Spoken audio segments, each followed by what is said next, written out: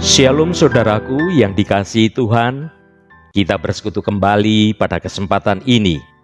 Semoga saudara dalam kondisi sehat dan tetap optimis menjalani kehidupan ini. Karena ada Tuhan yang mengasihi kita semua, dan Dia Tuhan yang peduli akan anak-anaknya. Renungan kita hari ini dengan tema titik perhentian sementara. Mari kita berdoa terlebih dahulu untuk mengawali renungan hari ini. Allah Bapa yang penuh kasih sayang, Engkau Allah yang pemurah dan Allah yang memelihara hidup kami. Engkau Allah Bapa yang kami puji dan kami sembah dalam nama Tuhan Yesus Kristus. Tuhan, pada kesempatan ini kami senantiasa mengucap syukur dan bersukacita atas segala kemurahan dan kasih-Mu yang kami rasakan dalam hidup ini. Terima kasih untuk segala anugerah dan perlindungan yang sudah Engkau berikan pada kami. Sehingga pada kesempatan ini kami kembali bisa mendengarkan firman-Mu untuk belajar mengenal Engkau lebih dalam lagi. Kami sungguh merindukan Engkau bertahta dalam hidup kami. Mari Tuhan berbicaralah, dan kami siap untuk mendengarkannya. Jamah hati kami agar kami boleh mengetahui lebih dalam lagi akan kebenaran firman-Mu. Roh Kudus akan menolong dan memampukan kami untuk kami bisa mengerti akan sabda-Mu. Dalam nama Tuhan Yesus Kristus, kami naikkan doa ini ke hadirat-Mu. Haleluya, amin. Saudaraku yang terkasih, dunia ini adalah titik perhentian sementara. Kita tidak dilahirkan untuk hidup di sini selamanya, tetapi kita dilahirkan untuk hidup di surga bersama Tuhan. Tuhan menciptakan dunia ini hanyalah untuk menjadi tempat tinggal yang sifatnya sungguh hanya sementara saja. Hidup di dunia ini adalah tempat di mana kita dapat belajar dan tumbuh dan mempersiapkan diri untuk kehidupan kekal di surga. Saudaraku, dunia ini bukan tempat yang sempurna. Di tempat sekarang ini, kita menjalani kehidupan, ada banyak masalah, ada banyak persoalan, ada banyak kejahatan dan penderitaan di dunia ini. Tetapi Tuhan berjanji untuk membebaskan kita dari semua kejahatan dan penderitaan ini.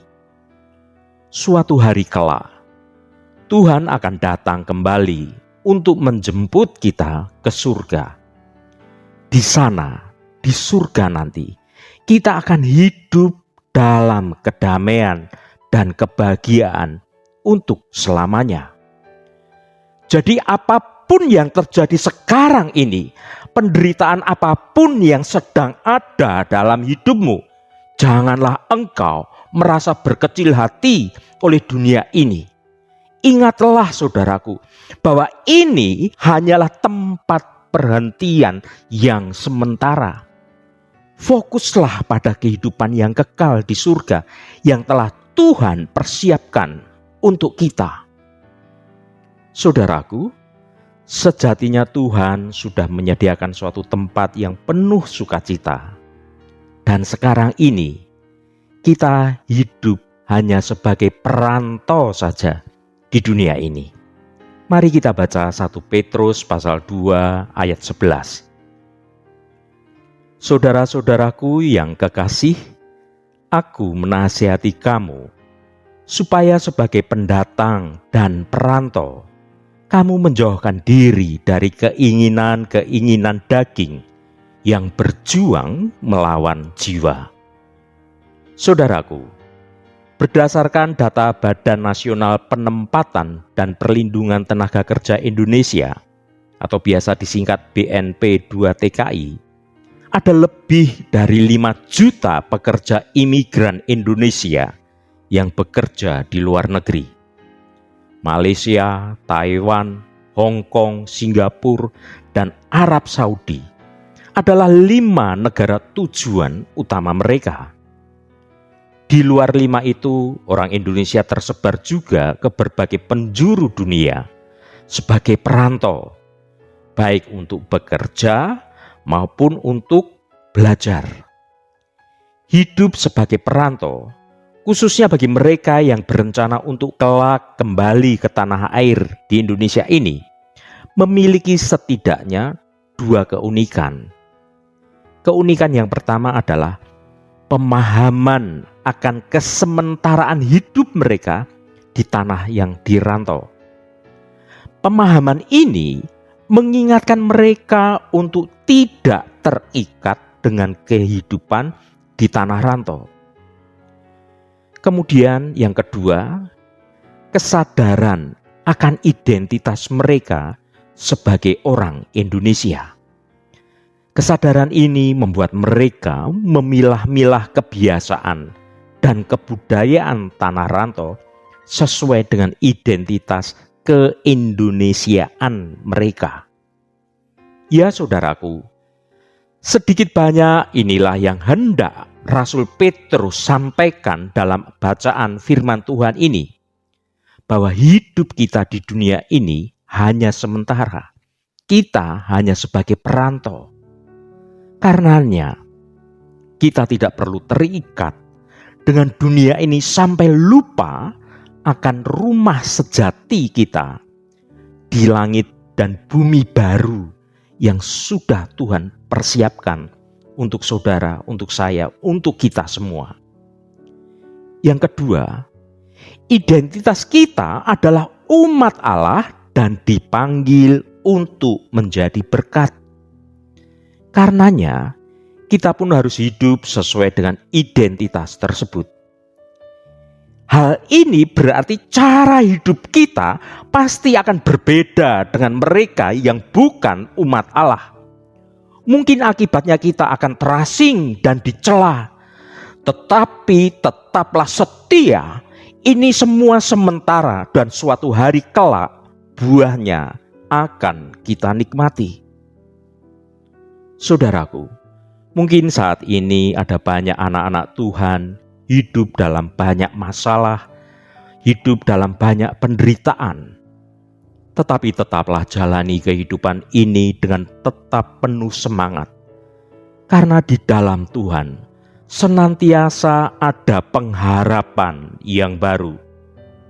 Mari kita baca Yohanes 14 ayat 1 dan 2. Janganlah gelisah hatimu, percayalah kepada Allah. Percayalah juga kepadaku. Di rumah Bapakku banyak tempat tinggal. Jika tidak demikian, tentu aku mengatakannya kepadamu, sebab aku pergi ke situ untuk menyediakan tempat bagimu. Saudaraku, dalam bacaan firman Tuhan ini, Yesus memberi kekuatan kepada orang-orang yang sedang gentar hatinya, orang-orang yang sedang gelisah hatinya.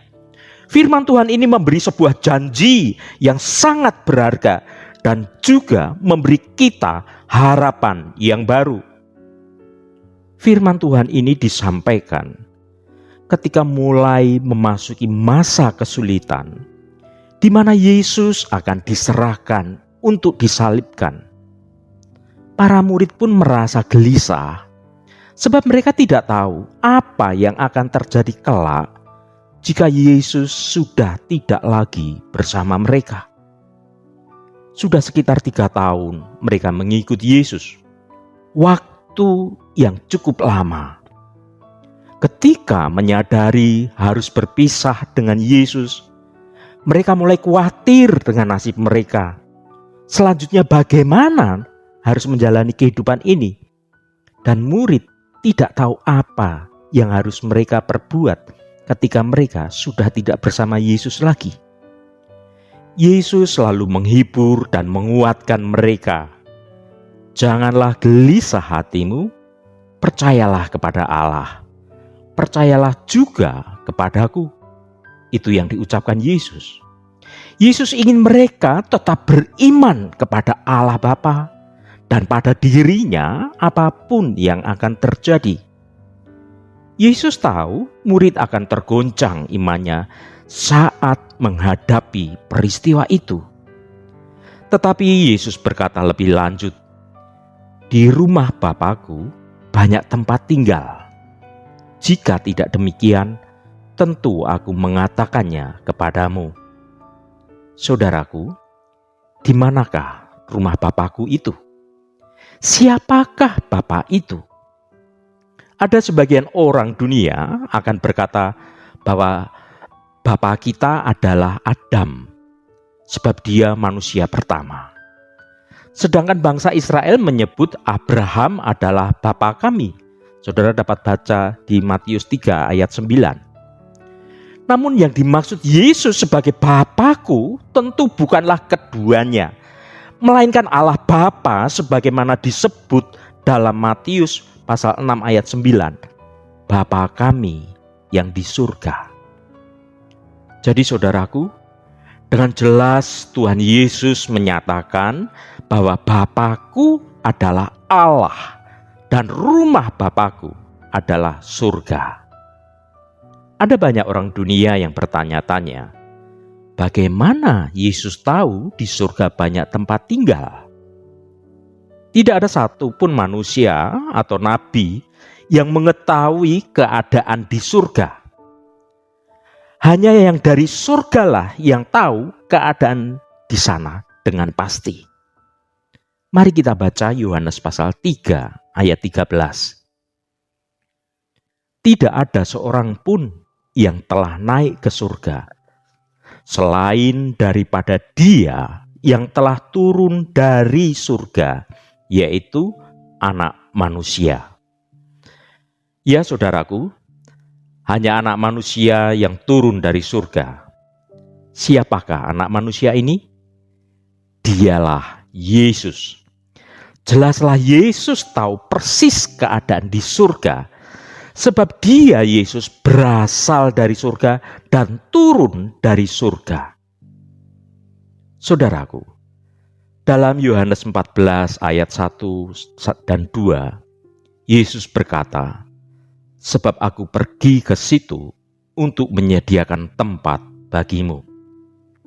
Tegas sekali Yesus menyatakan, "Aku menyediakan tempat bagimu di surga." Ini bukan pernyataan yang sembarangan, sebab hanya pemilik surgalah yang berhak menyediakan tempat di surga. Dari pernyataan ini, jelaslah Yesus adalah pemilik surga itu. Tidak ada satupun manusia selain Yesus, baik pemimpin agama maupun nabi, yang berani membuat pernyataan seperti itu dengan tegas. Umumnya, mereka hanya menyampaikan petunjuk bagaimana cara masuk surga. Kamu harus lakukan ini, jangan lakukan itu, supaya masuk surga.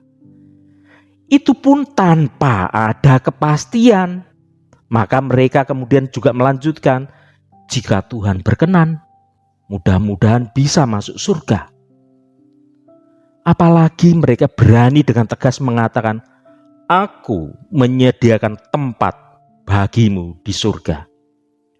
Mustahil mereka berani mengucapkan kata-kata seperti itu. Jangankan menyediakan tempat, mereka masuk surga saja masih berkata, mudah-mudahan. Mudah-mudahan itu suatu pernyataan yang tidak jelas, karena bisa masuk, bisa juga tidak masuk. Saudaraku yang terkasih, penentuan jalan ke surga itu perlu kepastian, bukan sebuah spekulasi. Sebab pilihan hanya ada dua, masuk dalam kebahagiaan yang kekal atau masuk dalam kesengsaraan yang kekal. Jadi, dalam perkara ini tidak boleh untung-untungan, tidak boleh mudah-mudahan. Ya, kalau masuk surga, bersyukur. Dan kalau tidak masuk surga, ya pasrah saja. Jangan seperti ikut undian. Kalau dapat undian hadiah mobil, bersyukur. Kalau tidak dapat ya tidak apa-apa. Ini adalah hal yang bukan main-main. Ini bukan hal yang mudah-mudahan. Ini adalah perkara yang resikonya besar sekali. Maka kita butuh sebuah jaminan, kita butuh sebuah kepastian, dan Tuhan Yesuslah satu-satunya yang memberi kepastian itu. Saudaraku, masuk surga atau neraka bukanlah perkara pasrah saja. Ini berkat atau hukuman kekal tanpa ada batas waktu. Kalau di surga, tentu kita bisa lama sekali karena itu tempat sukacita untuk selama-lamanya. Tapi di penjara seminggu saja mungkin sudah sangat sengsara. Dan di neraka, hukumannya tidak akan habis-habisnya karena kekal. Jadi keselamatan itu harus dipastikan. Janganlah engkau pernah berspekulasi. Saudaraku, janji Yesus itu memiliki kuasa yang dahsyat. Janji Yesus penuh kepastian sebab Dia berkuasa di bumi dan di surga. Mari kita baca Matius 28 ayat 18. Yesus mendekati mereka dan berkata, "Kepadaku telah diberikan segala kuasa di surga dan di bumi." Saudaraku, siapakah penguasa di surga dan di bumi? Dialah Allah itu sendiri. Yesus satu-satunya jalan ke surga. Adakah jalan lain menuju ke surga? Bukankah ada pepatah, banyak jalan ke Roma? Ya saudaraku, ada banyak petunjuk jalan masuk surga, namun yang memberi kepastian hanyalah jalan melalui Yesus Kristus. Sebagai penutup renungan hari ini, saya ingatkan kepada Anda semua, janganlah kita terikat dengan dunia ini, karena hidup di dunia ini hanyalah titik perhentian yang sementara. Apapun kondisi kita di dunia saat ini, tetaplah bersemangat, teruslah membangun hubungan yang intim dengan Tuhan, dan tetaplah pegang teguh dengan imanmu akan janji-janji Tuhan. Tuhan sudah menyediakan tempat yang indah, suatu tempat yang penuh sukacita. Tuhan menyediakan sebuah rumah untuk engkau di surga mulia. Carilah jalan ke surga yang memberi kepastian. Percayalah pada Yesus yang adalah Allah Sang Firman yang hidup, yang turun dari surga ke dunia menjadi manusia. Yesuslah jaminan kepastian jalan dan kebenaran dan hidup menuju rumah Bapa di surga. Percayalah kepada Tuhan Yesus Kristus, saudaraku, dan engkau akan selamat, engkau dan seisi rumahmu. Haleluya, mari kita tutup renungan ini dengan berdoa. Allah Bapa yang kami puji dan kami sembah dalam nama Tuhan Yesus Kristus, terima kasih atas firman-Mu yang sudah kami dengar pada kesempatan ini. Tuhan, kami mengakui bahwa dunia ini adalah tempat tinggal sementara dan bahwa kami semua akan meninggalkan semuanya pada akhirnya. Namun kami juga bersyukur bahwa Tuhan telah menyediakan tempat tinggal abadi bagi kami di surga. Tolong bantu kami untuk hidup dengan cara yang pantas bagi kerajaan surga. Roh Kudus akan membantu kami, Roh Kudus akan menolong kami untuk mengasihi satu sama lain, mengampuni orang lain, dan melayani orang lain. Tolong bantu kami untuk fokus pada hal-hal yang bersifat kekal, bukan pada hal-hal yang sementara. Tuhan, pulihkan dan pakailah hidup kami untuk mempermuliakan nama-Mu. Biarlah hanya karena kasih Engkau saja ya Bapa, kami boleh memiliki kesempatan untuk bertobat, kembali pada jalan kebenaran-Mu, supaya rancangan Engkau yang baik boleh terjadi dalam hidup kami sekarang ini. Terima kasih Tuhan. Tuhan, secara khusus kami berdoa untuk saudara-saudara kami dimanapun berada, yang saat ini sedang menderita sakit atau sedang mengalami pergumulan dalam hidupnya. Kami mohon jamahan-Mu, agar kuasa penyembuhan boleh terjadi pada saudara-saudara kami yang sedang sakit. Jamahan dan lawatan Engkau juga terjadi pada saudara-saudara kami yang sedang dalam pergumulan. Engkau bukakan jalan keluar bagi mereka, agar hidup mereka boleh menikmati berkat-berkat kemurahan-Mu. Berkati mereka yang hari ini sedang berulang tahun Tuhan, Engkau tambahkan 1 tahun lagi. Terima kasih buat anugerah-Mu, umur panjang di tangan kanan, dan kekayaan serta hormat di tangan kiri. Berkat Tuhan mengalir bagi setiap mereka yang hari ini berulang tahun. Terima kasih Tuhan, segala hormat, pujian, dan ucapan syukur hanya bagi nama-Mu yang kudus. Mari kita berdoa. Bapa kami.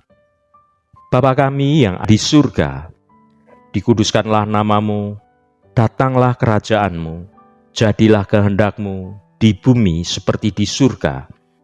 Berikanlah kami pada hari ini makanan kami yang secukupnya, dan ampunilah kami akan kesalahan kami, seperti kami juga mengampuni orang yang bersalah kepada kami. Dan janganlah membawa kami ke dalam pencobaan, tetapi lepaskanlah kami daripada yang jahat. Karena Engkaulah yang empunya kerajaan dan kuasa dan kemuliaan sampai selama-lamanya. Saudara, bukalah hatimu dan tengadahkan tanganmu. Terimalah berkat Tuhan. Tuhan memberkati engkau dan melindungi engkau. Tuhan menyinari engkau dengan wajah-Nya dan memberikan kasih karunia. Tuhan menghadapkan wajah-Nya kepadamu dan memberikan damai sejahtera. Berkat anugerah dari Bapa Surgawi, cinta kasih karunia dari Tuhan Yesus Kristus, dalam persekutuan dan penghiburan Roh Kudus, menyertai kita semua sekarang ini dan sampai selama-lamanya. Dalam berkat Tuhan Yesus Kristus, haleluya, amin. Puji Tuhan, saudaraku semua, saya percaya firman Tuhan hari ini sudah menjadi berkat yang akan menuntun hidup kita semua. Roh Kudus senantiasa menolongmu dan Roh Kudus senantiasa menuntunmu hidup dalam jalan kebenaran Tuhan. Haleluya, amin. Jangan lupa bagikan renungan ini pada saudara, teman, dan sahabat Anda, agar mereka diberkati juga melalui renungan ini. Sampai bertemu kembali. Shalom, Tuhan memberkati.